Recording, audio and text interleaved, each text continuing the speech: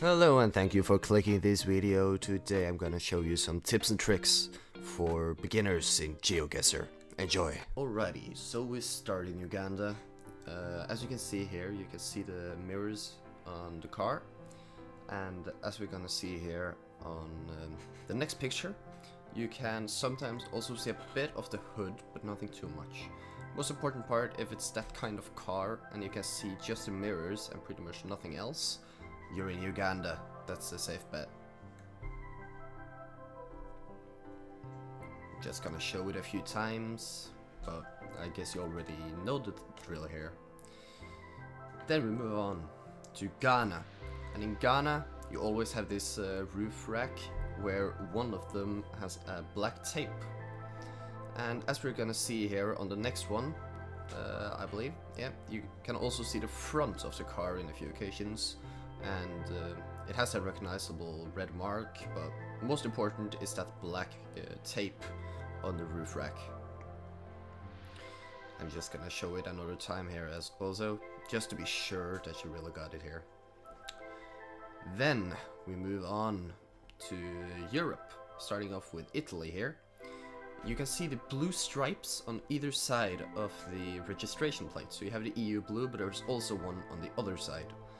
This is also a thing here in Albania, where you can also have a red stripe on the side, you can have just one blue. Albania is a bit all over the place, but the most common one here as well is blue on both sides like Italy, which I'm just gonna show here. It was a bit more difficult to find a good place in Albania, because they really are all over the place. But so if you see a bunch of different registration plates, you gotta know you're in Albania, but a double blue is also the most common here. So you gotta see a bit of language and architecture as well to manage to differ between Albania and Italy, but overall shouldn't be too difficult.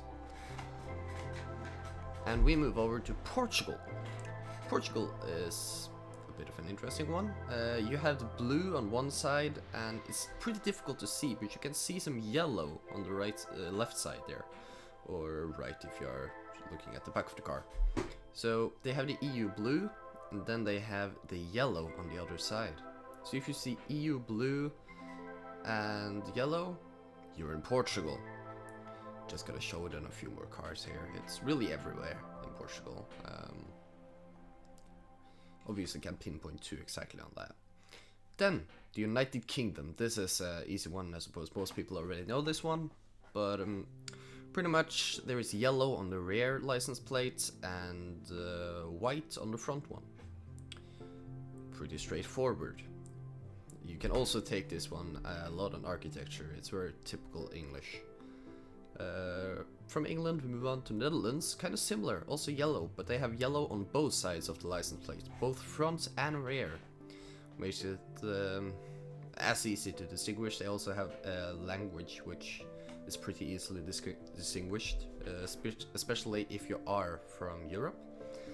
So yeah, as you can see here, easily Netherlands. This is a Netherlands map after all, but that is a typical Dutch car. Then we move on to Switzerland, which I don't know how to explain this one, but they don't have the EU blue. So if it looks European and kind of like an typical Alp village, or you see a lot of German or French writing, but none of the cars seem to have the EU blue, you are most likely in Netherlands. Also, be sure to worry that, or be sure to double check, because sometimes, especially in Geneva, you might see a lot of cars with EU blue since it's so close to France, and it's pretty much the roundabout France. So that goes for pretty much everywhere but Geneva. For Belgium, this one is a bit more difficult. You can actually see some red on the license plates in Belgium. The text on the license plates is red.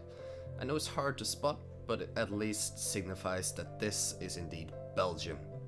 And that is all the tips I have for you today. Thank you for bothering to take time out of your day to watch, and I hope you have a good one. Goodbye.